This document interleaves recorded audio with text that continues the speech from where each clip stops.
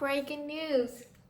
Chihuahuas are banned everywhere because they create terror upon the nation. They're actually found to be more aggressive than pit bulls. That part is true, not the ban.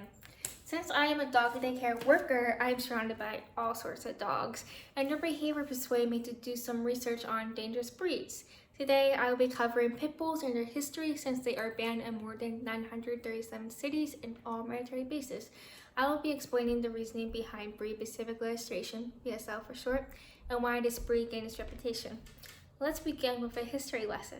In the early 1800s, bulldogs originated in the United Kingdom and received acclaim for a blood sport called bull baiting.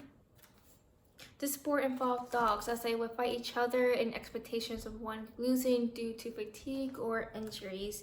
The cruelty to animals outlawed baiting. However, this act would bring upon ratting. These dogs competed against rats to earn the highest killings of rats. This practice took place in a pit, hence the name pit bull.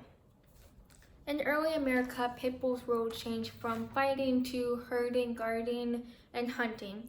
If these breeds were fighters, how did they become so docile? Well, their nature is in their breeding.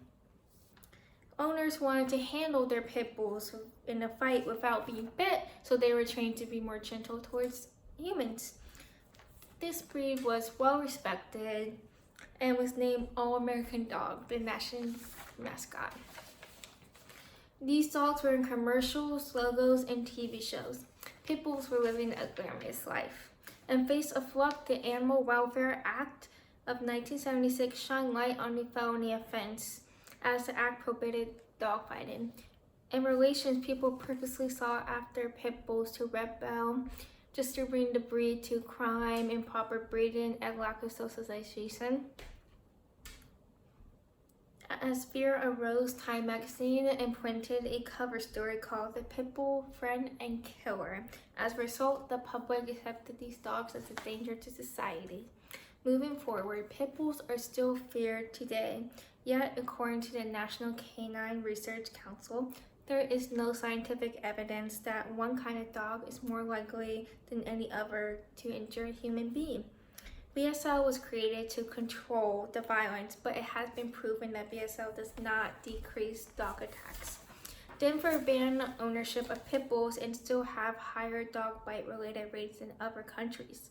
The United States Center for Disease Control reported that 84% of dogs that attack people were the result of neglected ownership, and 78% of dogs in these instances were trained to guard, fight, make their human handling more tough, or subject to inhumane breeding.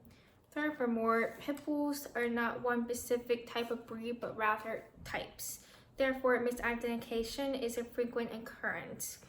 Employees in shelters or vets are expected to assess the breeds based on appearance, yet there are more than 10 breeds that can be mistaken for pit bulls. It is common that dogs visually identify as pit bulls but don't share any of the breeds in the DNA. With BSL, if a dog is classified as a pit bull, it can lead to loss of housing, animal control, or euthanization. Pit bulls are the most common breed to be euthanized in shelters all over America. To conclude, pit bulls have a complex history and a confusing background that experts still argue about.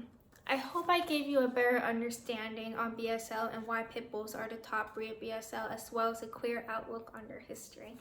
Thank you.